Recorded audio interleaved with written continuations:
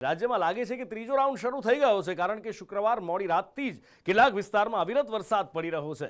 ઉત્તર ગુજરાતથી લઈ અને દક્ષિણ ગુજરાત સુધી મેઘ મહેર થઈ રહી છે, પણ વરસાદ શરૂ થતાની સાથે જ તંત્રના પાપે મુશ્કેલીઓની પણ શરૂઆત થઈ જાય છે। ક્યાં કેવો વરસાદ વરસ્યો અને તંત્રના પાપે લોકો કેવા હેરાન થયા, સૌથી પહેલા એ જુઓ। ગુજરાતમાં ફરી જામ્યો માહોલ। ઉત્તરથી દક્ષિણ વરસાદી રાઉન્ડ। ગુજરાતના માથે ફરી એકવાર વરસાદી વાદળો બંધાયા છે, જે શુક્રવાર મોડી રાત્રિથી કેટલાક વિસ્તારો પર વરસી રહ્યા છે।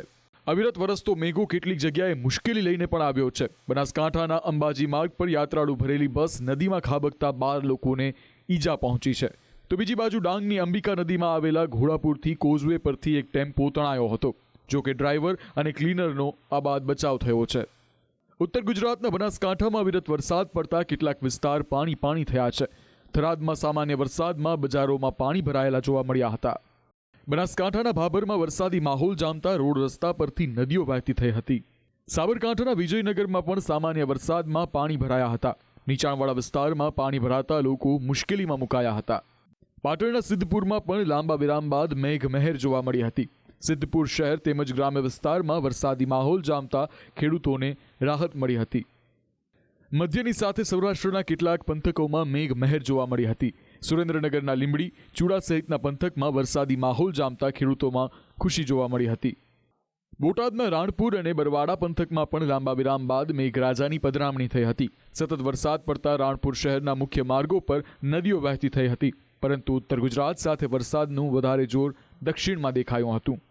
સુરતના માંડવી સહિત જિલ્લામાં વરસાદી માહોલ જામતા માંડવીની વાવ્યા ખાડીમાં પાણીની આવક જોવા મળી રહી છે, જેના કારણે ખાડી પરનો પુલ પાણીમાં ગરકાવ થયો છે। પુલ પાણી થતાં બેધાનથી મુજલાવને જોડતા 8 ગામોના સંપર્કો તૂટ્યા છે।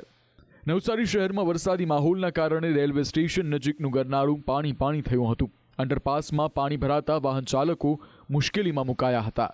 મેઘરાજાની ધમાકેદાર બેટિંગના પગલે વાપી પાણી થયું હતું। વાપીના આઝાદ કાંટા, ગીતાનગર, સ્ટેશન રોડ સહિતના વિસ્તારો પાણી થયા હતા। બીજી બાજુ વલસાડમાં અવિરત વરસાદથી ધરમપુર તાલુકાની નદીઓ 2 કાંઠે વહેતી થઈ છે। લાવરી નદીના બ્રિજ પર પાણી ફરી વળતા 12 ગામોને અસર પડી છે। લોકો જોખમી રીતે બ્રિજ ક્રોસ કરતા પણ નજરે પડી રહ્યા છે। વલસાડની ઓરંગા નદી ભયજનક સપાટીએ પહોંચતા 40 ગામોને જોડતો કૈલાસ રોડ બ્રિજ બંધ થયો છે। 40 ગામને જોડતો વલસાડનો કૈલાસનગરનો બ્રિજ જે છે હાલ વહીવટી તંત્ર દ્વારા બંધ કરી દેવામાં આવ્યો છે। આ 40 ગામને જોડતો જે બ્રિજ છે, જેના ઉપરથી હાલ વાહન વ્યવહાર બંધ કરી દેવામાં આવ્યા છે। પોલીસ દ્વારા બેરિકેડિંગ મૂકવામાં આવ્યા છે અને જે વાહન વ્યવહાર છે, બંને તરફનો વાહન વ્યવહાર હાલ બંધ કરી દેવામાં આવ્યો છે। ત્યાં લો લેવલનો બ્રિજ છે, ઉપરવાસમાં વધુ વરસાદ વરસે તો ટૂંક જ સમયમાં આના ઉપરથી પાણી ચડી જવાની શક્યતાઓ વધી રહેલી છે, જેના અનુસંધાને જે છે આ બ્રિજ હાલ બંધ કરી દેવામાં આવ્યો છે, જેના કારણે વલસાડ શહેરથી 40 ગામને જતા જે લોકો છે તેઓને 15 થી 20 કિલોમીટરનો ચકરાવો કરવાની ફરજ પડી છે। જાવેદ ખાન, સંદેશ ન્યૂઝ, વલસાડ। તો હવામાન વિભાગની આગાહી છે કે 5 દિવસ સાર્વત્રિક વરસાદ પડશે, જ્યારે દક્ષિણ ગુજરાતમાં વરસાદનું રેડ એલર્ટ અપાયું છે। डे 2 की बात करेंगे तो डे 2 के लिए सूरत, नवसारी, वलसाड़, दमन और दादरा नगर हवेली के लिए वेरी हेवी रेनफॉल की वार्निंग है और साथ में ऑरेंज अलर्ट जारी है।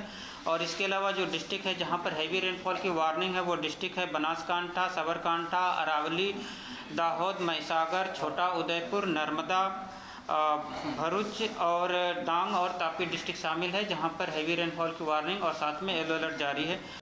हाल तो राज्यમાં ફરી એકવાર મેઘ મંડાણ થયા છે। ક્યાંક મેઘો મહેર લઈને આવ્યો છે, તો ક્યાંક તેના કારણે મુશ્કેલી વેઠવી પડી રહી છે, પરંતુ આ રાઉન્ડમાં મેઘો ઉત્તરમાં વરસતા ખેડૂતોની ચિંતા દૂર થશે। બ્યુરો રિપોર્ટ, સંદેશ ન્યૂઝ।